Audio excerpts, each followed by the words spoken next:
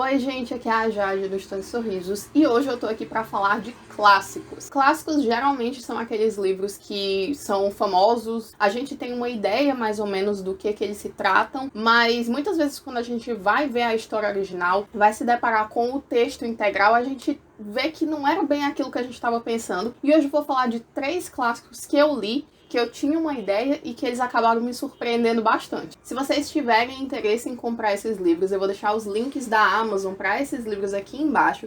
E se vocês quiserem ajudar o canal, vocês podem usar esses links para comprar tanto esses livros ou qualquer outro produto, porque esses links agora eles são comissionados para qualquer compra que você fizer. A partir desses links aqui você ajuda o canal com uma pequena comissão. Isso me ajuda muito, muito, muito a continuar fazendo vídeo pra vocês. E a gente também não pode esquecer que se você gostar do conteúdo que eu produzo aqui no meu canal, não se esqueça de clicar em curtir, deixar o seu comentário aqui embaixo e se inscrever no canal para receber os próximos vídeos. Então, sem mais delongas, vamos para o primeiro livro. E o primeiro livro, gente, ele se tornou meu favorito da vida. Eu li muito recentemente, eu já tô pensando em reler ele, porque ele realmente se tornou um livro muito especial pra mim, que é Mrs. Dalloway, da Virginia Woolf. Tudo que eu sabia sobre esse livro é que, a primeira coisa, ele se passa ao longo de um dia, então toda a história vai se passar em um dia só. Eu também sabia que o nome da protagonista é Mrs. Dalloway e eu sabia que ela ia dar uma festa. Geralmente as sinopses desse livro começam com essa frase, que a Mrs. Dalloway ia dar uma festa, e que a gente vai seguir ela meio nesse trajeto em Londres, preparando as coisas pra festa. Mas isso não quer dizer muita coisa, tipo,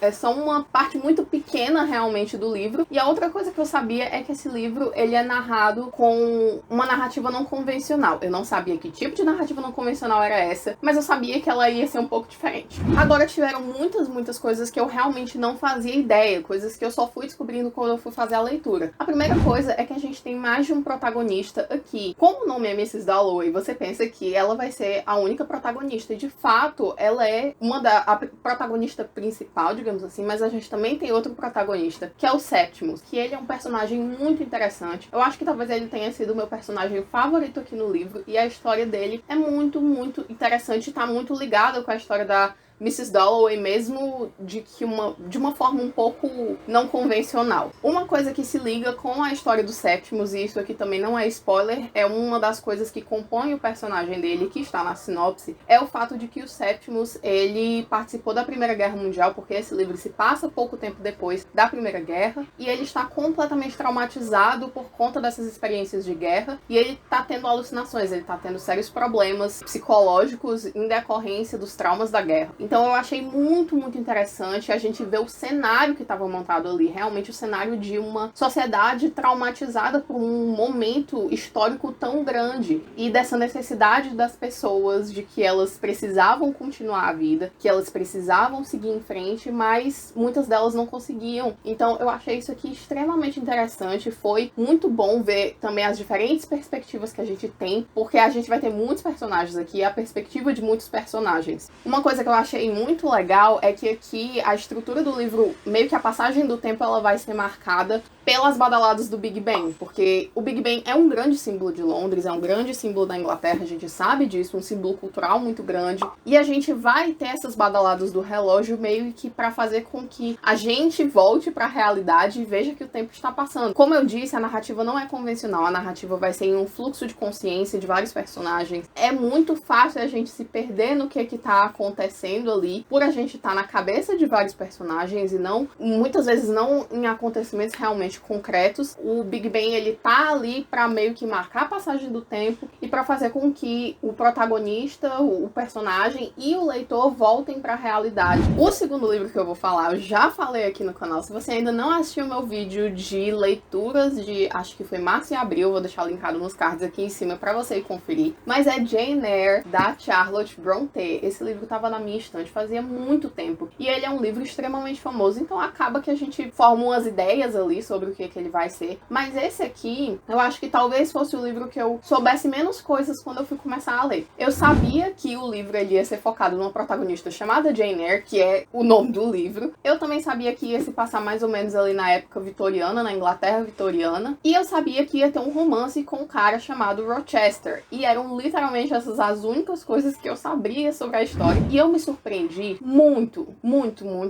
com esse livro, gente. Sério mesmo. Foi uma das minhas maiores surpresas surpresas desse ano, até agora. Eu não sabia que esse livro aqui era um romance gótico, eu não fazia ideia, porque sempre que vinha na minha cabeça romance gótico, sempre eu pensava no Frankenstein, que eu já li, ele é um grande expoente, um grande livro de representação do romance gótico, mas esse aqui também a gente vai ter muitos elementos de arquitetura, a gente vai ter muitos elementos meio sobrenaturais ali acontecendo, que vão perpassar a história inteira. Então eu achei isso extremamente interessante, porque me surpreendeu muito, deu uma atmosfera meio sombria pra história. E foi bem legal, porque quando eu comecei a ler, eu achava que ia ser tipo super Orgulho e Preconceito. Eu adoro Orgulho e Preconceito, mas esse livro definitivamente ele é bastante diferente de Orgulho e Preconceito. Outra coisa que eu não sabia é que esse livro aqui ele é um romance de formação. Se você não sabe, romances de formação são livros em que a gente vai acompanhar o personagem durante uma jornada de crescimento dele, geralmente ali pela adolescência e início da fase adulta. Aqui no caso da Jane Eyre, a gente acompanha ela desde que ela é criança, acho que mais ou menos uns 10 anos até os 18, 19 anos dela. Eu achei muito legal porque eu amo esse tipo de livro e eu realmente não fazia ideia que esse livro era um romance de formação. A gente também tem um mistério que vai perpassar a história inteira. E isso foi muito legal, porque fazia com que, mesmo sendo clássico da era vitoriana, em que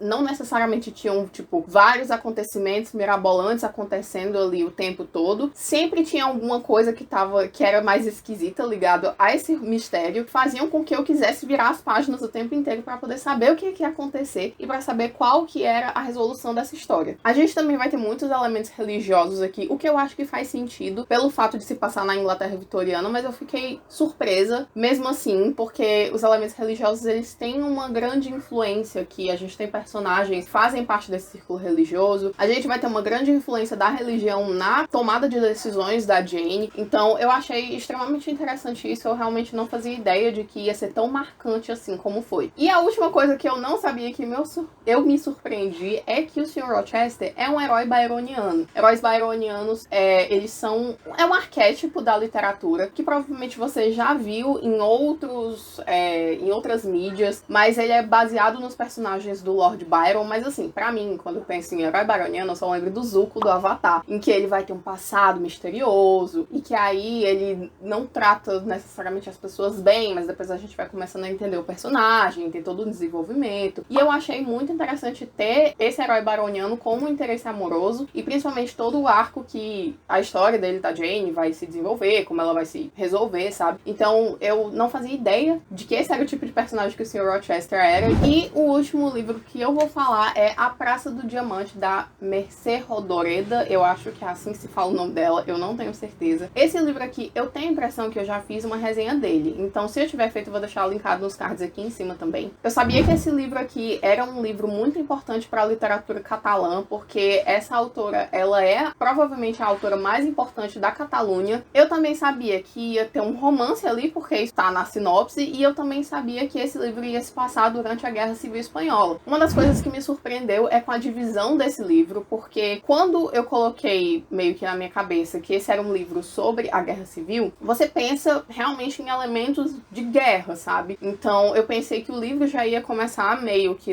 no meio do conflito ali, mas na realidade não. A gente vai ter o desenvolvimento da vida dessa personagem antes da guerra, e esse livro é meio como se ele fosse dividido em duas partes. Não é oficialmente assim, mas eu sinto ele dividido em duas partes, em que a primeira parte a gente vai ter um desenvolvimento da vida dela e das relações pessoais da personagem, pra daí na segunda parte a gente ter uma visão de uma pessoa comum em um acontecimento histórico muito grande. A gente não vai ter a visão de uma pessoa que estava dentro do conflito, de uma pessoa que não necessariamente estava entendendo tudo o que estava acontecendo, mas que estava sofrendo muito com os efeitos daquele grande conflito que estava acontecendo. Outro elemento que eu achei super legal que foi desenvolvido e que eu não fazia ideia é o elemento da solidão. Essa personagem, ela é extremamente sozinha, ela vai passar grande parte do livro dentro, não é bem um monólogo, mas é como se fosse dentro da realidade dela, da cabeça dela, e a maior parte do tempo ela tá muito sozinha. Então é muito triste a gente ver isso, mas é também um sentimento que ele é muito natural que ocorra quando a gente tem acontecimentos tão grandes assim e tão devastadores na história de uma pessoa. E o último ponto que eu não sabia é que a gente vai ter aqui um relacionamento que, pelo que eu me lembro, porque isso ficou realmente meio marcado pra mim, é que o relacionamento dela não é nada legal. É um relacionamento que chega a ser meio abusivo em diversos momentos. Um relacionamento que marca muito tanto a personagem quanto o leitor. Então, além da gente ter esse tema da solidão, a gente vai ter esse tema da solidão ligado com a guerra e ligado com um relacionamento também que não é muito bom pra protagonista. E eu achei muito interessante ter visto isso sendo tratado num livro que, a princípio, seria um livro de guerra. E é isso, gente. Eu espero que vocês tenham gostado desse vídeo. Lembrem que se vocês quiserem qualquer um desses livros, tem os links aqui pra compra na descrição desse vídeo. Vocês têm algum clássico que vocês leram e que vocês acabaram se surpreendendo? Vocês tiveram uma quebra de expectativa positiva ou negativa? Porque eu sei que aqui no vídeo eu acabei falando de livros que a minha quebra de expectativa foi positiva, ainda bem, mas eu sei que isso pode acontecer às vezes de uma quebra de expectativa bastante negativa. Então me contem aqui nos comentários. E é isso, um beijo.